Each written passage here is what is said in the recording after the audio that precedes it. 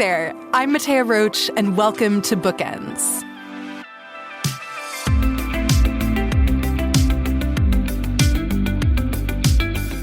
I've spent a lot of time over the past couple of years trying to sort through some of my family's stories to figure out why I am the way I am.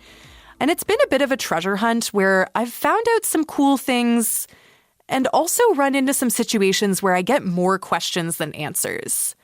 And this tension of diving into the past in your family's stories is something that Teresa Wong engages with in her new graphic memoir. In All Our Ordinary Stories, Teresa wonders why she feels so disconnected from her immigrant parents. She uses simple black and white pen and ink drawings and spare prose to bring her family's past to life, in all of its ordinary and epic moments. Teresa is probably best known for her 2019 graphic memoir, Dear Scarlet, where she bravely shared her journey of motherhood and postpartum depression.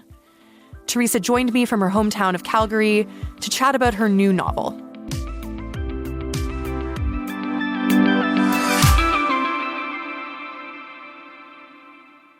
Hi, Teresa. Thank you so much for joining us today. Hi, Mattea. Thanks for having me. So I want to start off by talking about the title of this book.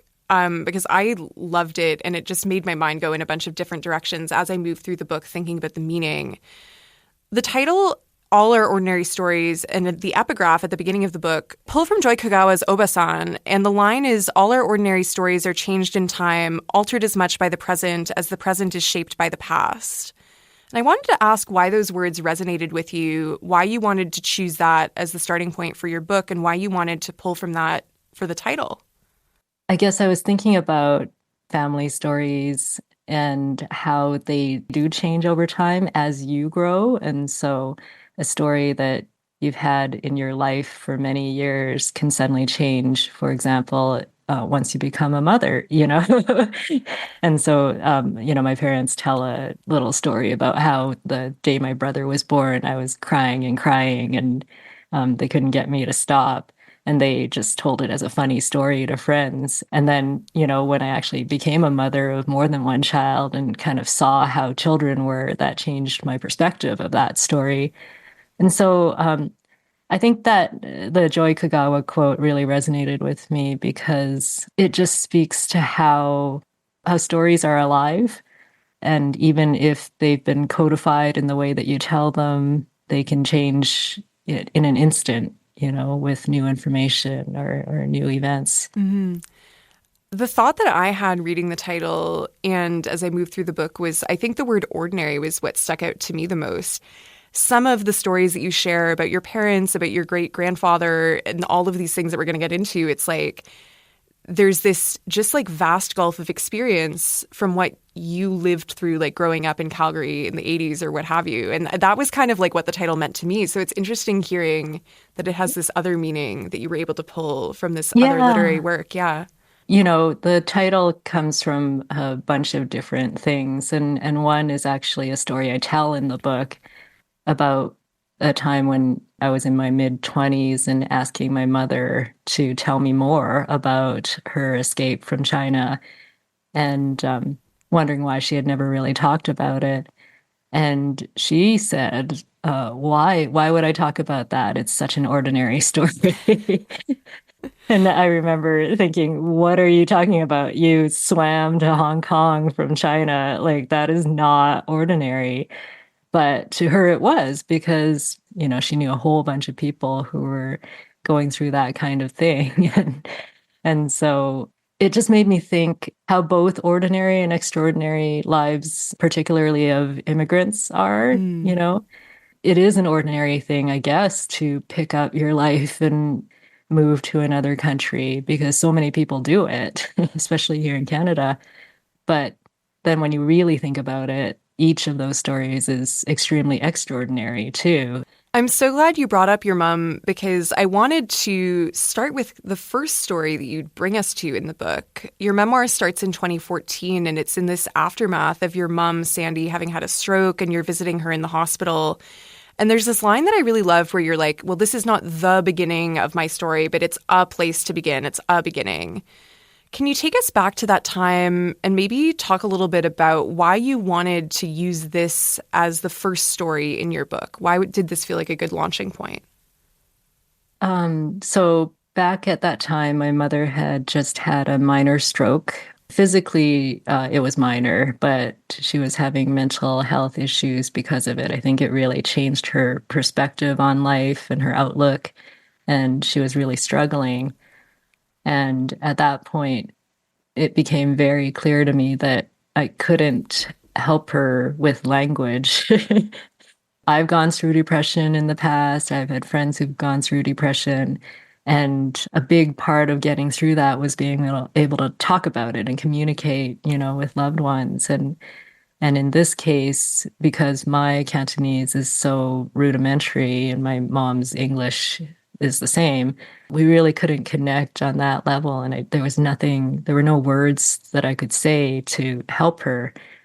And I feel like it was a good starting point for the book just because often I wonder if language barriers are kind of the root of our disconnect, as with most second generation Chinese Canadians, my grasp on my mother tongue isn't strong. And so it has always been a regret of mine, I guess. It's something that I think about often. Would my relationship with my parents be better if we could actually speak from the heart about complex subjects? And yeah, so I figured that was a good starting point for my exploration. Hmm. Yeah, it's interesting that there's this sort of like failure of language that's occurring in this moment after your mom's had a stroke. We think about that as being a time where maybe the failure of language comes from the physical injury, but in this case, it was just purely the language barrier of your mom being much more fluent in Cantonese, you being much more fluent in English.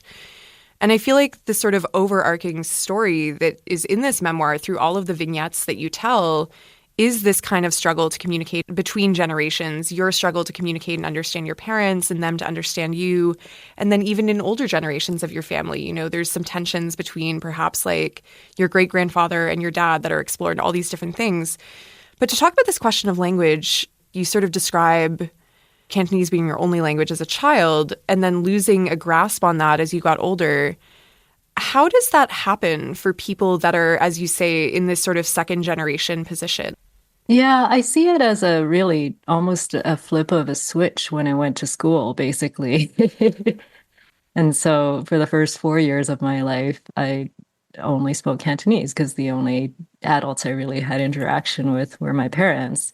And then you go to school and you start conducting your life in English. And then very quickly, the dominant culture becomes your culture. Mm-hmm. And so I feel like my Cantonese was kind of stunted at that point. And so I speak like a 5-year-old, maybe a little bit more advanced because I've learned some words and concepts since. But, it's very rudimentary. It's very basic Cantonese.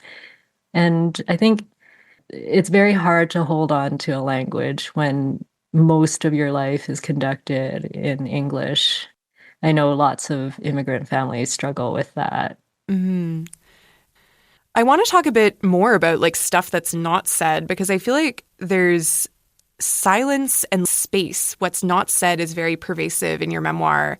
One of the things I love the most about graphic memoir is like what you can do with a blank page or a page that's very sparsely illustrated. And it's so different from anything that you typically see in like a prose novel. There's some pages in this book that are completely white except for two isolated panels that are on like the opposite side of the page. For listeners who can't see, I'm like moving my hands far apart in space.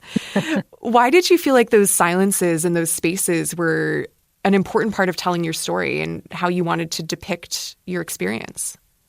I think I really wanted people to understand how it feels to be in my life and the type of relationship that I have with my parents. And part of that is a lot of silence and space. And I love the graphics medium for being able to show that really instantly, right? You grasp that the minute you look at the page and you see a panel, of me in the upper left-hand corner, isolated, as far away as you can get on the page from the panel of my mom. on in the bottom right-hand corner. There's something visceral about that, about imagery like that, that can communicate that concept so quickly and easily. One thing that I found super fascinating when I was doing background reading in advance of our conversation was that you became an artist to be able to write graphic memoir, which is sort of a very different path to graphic memoir than anything I'd ever encountered before. What made you so compelled to choose the graphic novel form to tell your personal stories, first with Dear Scarlet and now with this book? I think I mean, in the past, I've called myself an accidental cartoonist. I did not set out to do this as my creative career. And when I first had the idea for Dear Scarlet, my first book, I had been reading a lot of graphic memoirs and graphic novels and loving the form, and thought the perfect form for this postpartum story would be a graphic, just because, again, in depression and with a newborn at home alone, there's a lot of silence. There's a lot of blankness. And I thought graphics would be the best way to do that. And so I wrote a script for that book and completely intended to have a friend help me draw it. And I had sketched out what I thought it could look like in a sketchbook I bought at Michael's kind of thing, and then showed it to him, and he absolutely refused to do it. And he said, "This story is so personal and so vulnerable, it has to come from your hand. If it doesn't, it's not going to look right. It's not going to match the tone of your words." And so he encouraged me to just try. And I thought for sure, like I knew that I was an amateur. I didn't know what I was doing. And I thought for sure at some point during the process of getting it published that someone would just say, "Wait, wait, wait, the story's great. Let's get you a real artist and we'll make this book the right way." And no one did. And I don't love all my drawings from that time. I don't love all my drawings right now either. But what I discovered about comics and graphics as a medium is that it's less about portraying the world kind of as it is and drawing in a representational way. It's more about being able to communicate with your images. Mm-hmm. And even if they're not the best drawn, they can still communicate. And so I discovered that, with the first book. And then with this second book, I had actually written it as a prose memoir about 20 years ago. It was just after my trip with my parents, actually, to China. And I knew I had a story to tell there, and that was going to be my first book. And what I did was I signed up for a correspondence writing certificate, a nonfiction certificate through Humber College, and basically wrote a 40,000 word manuscript. This is correspondence, so before online learning. So we were mailing my manuscript back and forth. My mentor in that program said, "There's something here, but I don't think it's there yet." And there were a lot of things to fix. Something wasn't quite right. And so I put that manuscript away. And after I had done Dear Scarlet, realized that now I could actually work on that book. Now that I had done two things. First, becoming a graphic memoirist and kind of finding my medium. And then the second thing was becoming a mother. I really had to do those things before I could properly address these stories. I wanted to ask, you're talking a bit about maybe not always loving some of your earlier drawings, not even loving some of your drawings now. And I think that's a common experience for artists in all different kinds of mediums, is that if you're growing in your practice and learning and being a lifelong learner, you're always going to make some stuff that you're like, I don't know how I feel about that.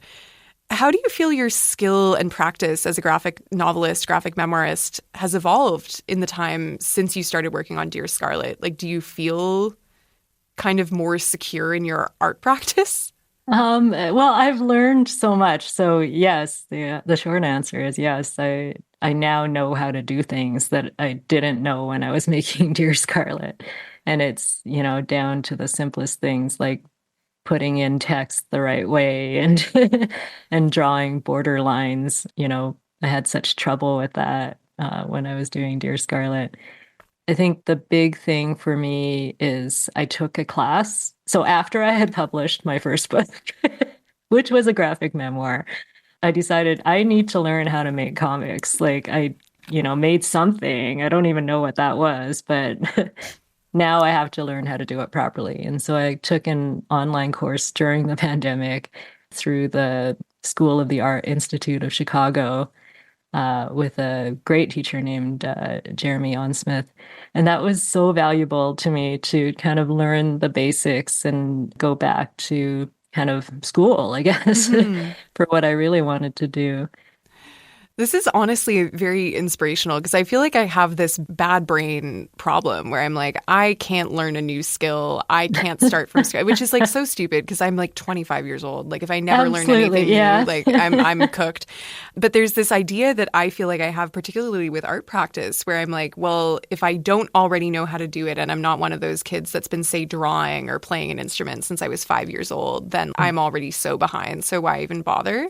And so hearing you describe this journey of coming to an art practice kind of later on and learning after you'd already published a book, like taking the class after you published a book sounds so backwards. But I think it's representative of the fact that in an art practice, learning is sort of never done. Like there's always more that you can do to grow and expand. Yeah, you're never done. And, people talk a lot about beginner's mind. And I feel like that's when exciting things can happen, right? If you're taking everything in as a beginner, then it's exciting for you, but then also it can impact your work in an exciting way. You might do things that someone else who's seasoned and, kind of jaded wouldn't do. Yeah, like you can breaking, just go for it. Yeah, breaking rules because you don't know what the rules are, and that makes something beautiful. Yeah, yeah. It's actually not about how good you are or how polished the finished product is. At least to me, I'm a big fan of Linda Berry, the cartoonist who talks about people drawing later in life and going, "Oh, that's bad. I can't stand to look at it." But what if the question wasn't if it's good or bad? What if the question was, how did it make you feel making it? And that drawing isn't a product, it's a place. It's a place where you can hang out for a while you're doing it.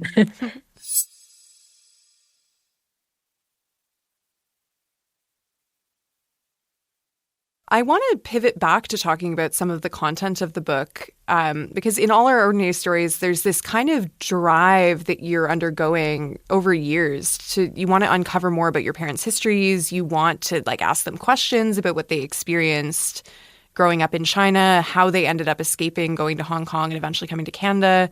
You know sort of the general shape of some of these things, but you sort of seem to want more than just basic facts. What was driving this desire to just learn more and understand your parents? Because this was definitely something I could relate to, feeling like I need to crack the code a little bit with my mother. Yeah, I think it's a drive to connect. I think, the core of our relationship is disconnection and a feeling of distance. And from the time I was a pretty young child till now, I've always wanted to connect more with them. And so, when I left home and got married in my mid-20s, I just realized if I don't do something, this is not going to happen.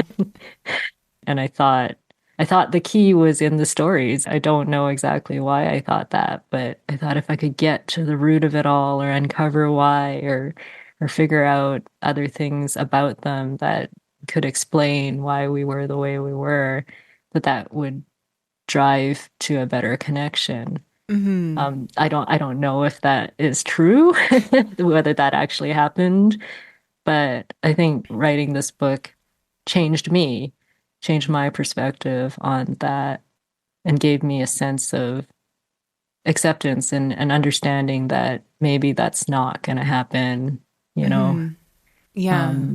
That maybe my responsibility is just really to move forward knowing all that I know.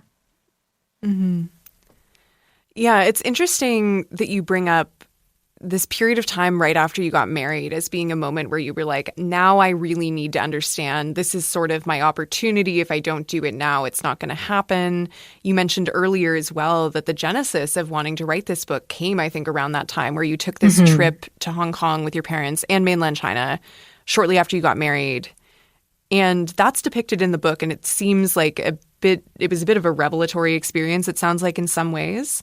It was. Yeah. What was it like to see your parents in kind of their childhood environment in this like space that you obviously had known that they had inhabited, but had never actually gotten to see them in? Like, did it reveal Yeah, anything? I think the biggest thing was it showed me them as full people because they could not live in their fullness in Canada because, first of all, they're missing their families, but also with the language. When I spend time, or actually at the beginning of the book, when I'm in the hospital with my mom translating for her with the doctor, she couldn't be a full person advocating for her own interests. She could only do that through me, kind of in a stilted way to the doctor. Whereas in Guangzhou in Hong Kong, they were, free. They could walk into any bank and, ask about things. They could go into any store. They were fully rounded people. And I had not seen them like that ever in my life until that point. And it was revelatory. It showed me kind of who they really were, how funny they were, Hmm. how lively, alive they were, and the things that they, chose to focus on and enjoy were kind of different from their lives here in Canada, at Hmm. least from my limited point of view. Yeah, no, there were definitely a couple moments during that segment of the book that I thought were quite funny. Like, there's this one moment where your mom is talking to you and she's like, well, you're in my world now. Like, I'm going to be the Yeah. one who's the boss and helping us get around and go to the bank and do all these like logistical tasks. So, your parents, we've talked about this a little bit in our conversation and alluded to it, but they fled Guangzhou in China in the 1970s to go to Hong Kong. Can you tell me a bit more? I mean, I know the history, but perhaps for folks who aren't as familiar, like what was happening in China at the time? Like, what were Sure. they actually Yeah. getting away from? And the process of how they actually left was, to me, really extraordinary, but to them, Yeah. totally ordinary. Yeah, it's mind-blowing to me. But so the Cultural Revolution in China started in 1966, and that's when Mao decided basically that he was going to kind of upend Chinese society. He wanted to glorify peasants and workers and bring down kind of educated and the elite people, or whoever he deemed elite. So he instituted a policy during that time called the Down to the Countryside movement. Mm. And my parents were affected tremendously by that because he was sending educated city youth to go live and work on communes. And so my mom, went from being, in a big city doing more officey type work to planting rice and cutting sugar cane and living in a hut on a commune. And that was not the life she wanted. That was not the life my dad wanted either. And that it was a time of great upheaval. It wasn't just the moving down to the commune that was the problem, but there's violence and guns everywhere, and people could not live their lives freely. And so they saw no other option than to leave because there was no foreseeing the end of this cultural revolution.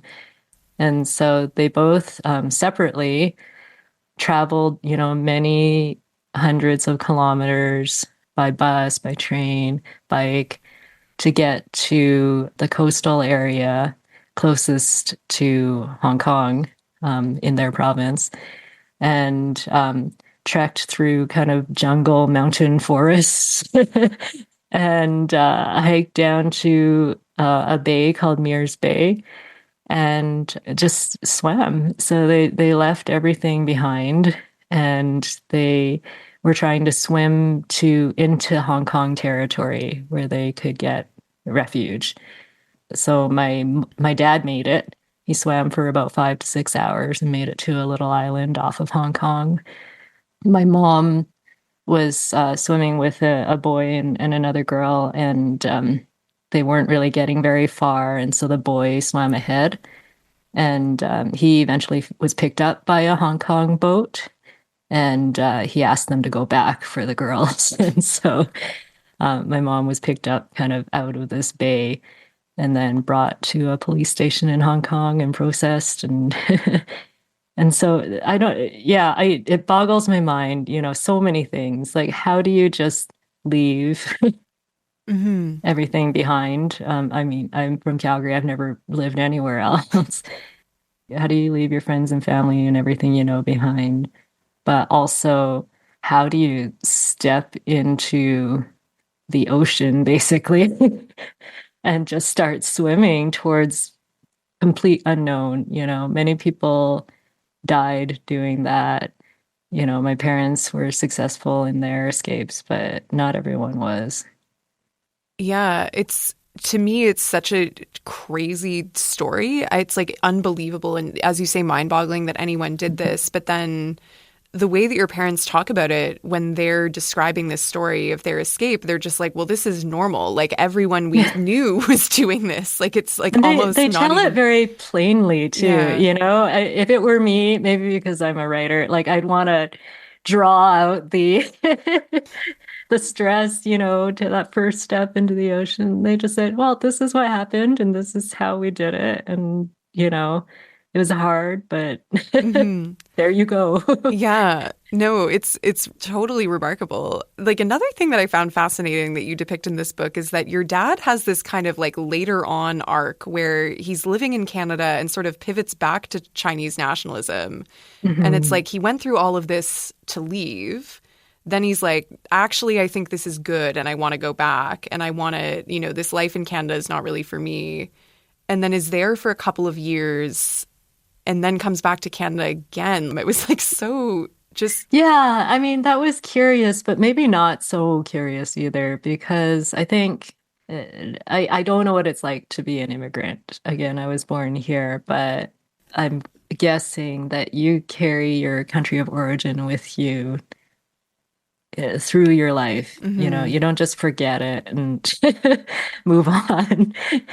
And it probably does have a strong romantic pull. And so I think also things in China had changed quite drastically in the Yeah. 1990s and early 2000s when he did this. And so it's really fascinating to me that he did that, but also discovered that the country wasn't really for him, Yeah.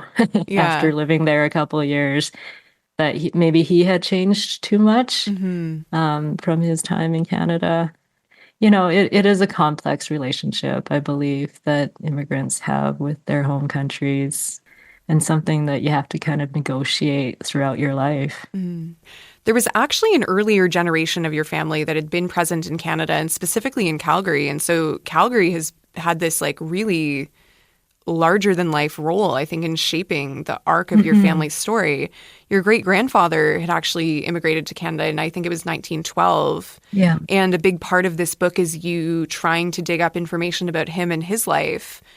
What was your great grandfather's experience in Canada, and what did you learn as an adult trying to piece together some of the aspects of his life?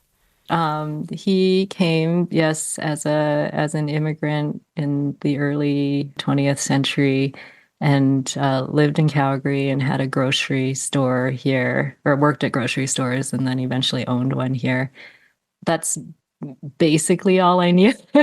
And what happened was he went back to China in 1920 or 21 and found a wife, bought some land. He had made some money here in Canada, and so started a family. My grandmother was born in China, and then I think intended to bring them here when he could.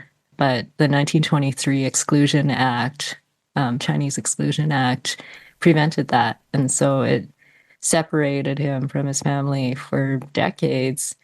And he was able to go visit, but it was like, weeks long on a boat.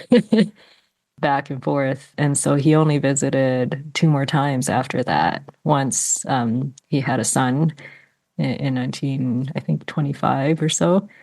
And then in the 1930s, early 30s, he also had another child, but that child didn't survive. And so he lived separated from his family until the Exclusion Act was repealed. And his wife, so my great grandmother, came here in 1954. But by then, his children were fully grown. My grandmother was married. She had my dad already. She wasn't going to just move to Canada. And I don't even think there was a path for that at that point. And so my dad grew up, just knowing of his grandfather in China, knowing him through letters and through remittances. Like he always sent money back. And so when he finally got to Hong Kong, his grandfather, who was here in Calgary, was like, I'll help you get here, we'll figure it out. I knew that my great grandfather was always trying to get his family members to Canada. So I have to assume that he liked his life here. But I can also imagine the amount of hostility and racism that he faced, especially during those early decades when, there was a very strong anti-Asian sentiment all across this country, and people did not want the Chinese to establish lives here. Yeah.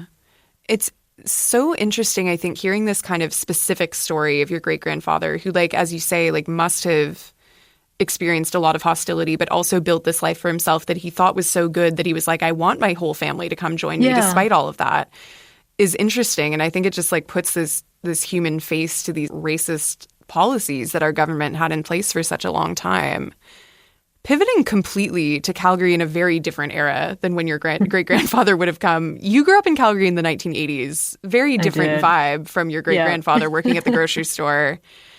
And you have this depiction in your book of this sort of isolated childhood, almost like latchkey kid sort of situation. Your parents were both working full-time in these blue-collar jobs. You're spending a lot of time at home alone with your brother. You're watching TV. You're playing the piano. You're sitting on benches in the mall, like very 80s. What was your childhood like as your parents kind of tried to build this life for your family? It was the 80s, so there was not a lot of helicopter parenting. And my parents were busy and maybe also didn't know that we needed more than what we had, in terms of interaction and stimulation. And so I kind of feel like I was raised by television in many ways as a third parent. And also, I had a lot of freedom to just kind of wander. I was taking the bus across the city when I was 12 to go to my piano lessons and at night, and no one ever seemed to think that was an issue. And it was a quiet childhood. I did feel isolated, but I never felt actually truly lonely either. I just felt like I had a lot of freedom to do whatever I wanted and to kind of explore on my own terms. Mm-hmm. I think one of the overarching things in this book, and that's been a through line in our conversation as well, is that there's this search to learn about family history, whether that's you're going through your parents' things in the house to try and understand them, you're looking at these like documents that are held in archives to try and determine, who was my great-grandfather? Can I find a photo of him from when I was younger? You're asking your parents to relate to you these stories about their escape from mainland China. And you're learning all these things about your history, but it kind of feels like it doesn't totally give you closure because you're never going to have the full story and a complete like mind meld of I understand everything that you, my parents, went through and everything that you're thinking and the way you see the world. How did you reconcile that as you put together this graphic novel? I think part of it was just realizing that exactly that there's no way of truly knowing them or my family history. There will always be gaps. There will always be distances. And it's really up to me now to decide what I do with that going forward. And part of it was making this book. I'm really proud that I was able to kind of put all these stories down and uncover as much as I actually did. Because I feel like in making the book, I was kind of making myself in a way, shoring myself up in terms of understanding that these stories, these people, they contribute to who I am as a person, and that I can draw on them, for examples of resilience and courage, but also learn from their mistakes as well, that I could do better, connecting with my own children, and hopefully not let some of the trauma that has occurred in the past trickle on into the future. Yeah. Do you feel like working on this project has brought you closer to your parents in any way, even though obviously there's not going to be this complete understanding, but has it shifted your relationship with them? It has, I think. It's shifted the way that I approach them and kind of my understanding of how capable they actually are of of being the parents that I wanted, and to also let that go, to understand that people come from a lot of brokenness, and sometimes that can't be fixed in a lifetime, Sometimes it takes many generations. Mm-hmm. You mentioned part of this journey of kind of coming to almost a closure or resolution about never totally understanding your parents and realizing that there's this many generation ripple effect of some of the experiences that they had, that their ancestors had. Part of that is you becoming a mother, having kids of your own, and thinking about like how you want to tell them stories about your family, how you want to raise them, how you want to connect with them. What do you hope your kids will get out of this memoir being out in the world? Because it sort of feels like a beautiful document of like, here are the stories. I made them in a book. You can read it. I mean, yeah, exactly. I hope they get that they have something that they can look back on when they want it and to understand how at least part of their family got this way and how their mom got this way and what was important to their mom. My kids not all of them have read it. Only one of them was interested. But I think that they're tweens and teens right now. And so I think when they get older, they're going to kind of naturally become curious, right? Mm-hmm. Because a lot of us do. We get to a point in our 20s or even later where we wonder, who are we really? Where did we come from? And so I hope when they reach that point that, this book will be a good resource and inspiration to them. Teresa, thank you so much for joining me today. It was such a pleasure talking with you. Thanks so much for having me. Teresa Wong spoke to us from Calgary. We were talking about her graphic memoir, All Our Ordinary Stories. Today's show was produced by Lisa Matthews. Our senior producer is Jacqueline Kirk, and our executive producer is Aaron Balser. This show also wouldn't happen without the rest of the Bookends team, our radio techs, or the CBC Books team at large. We have a fantastic crew here, and I'm so lucky to work with all of them. I'm Mattea Roach, and this is Bookends. You can tune in on Sundays and Wednesdays on CBC Radio or follow the show on the podcast app of your choice. Thanks for listening, and I'll see you next time. Because when the book ends, the conversation begins.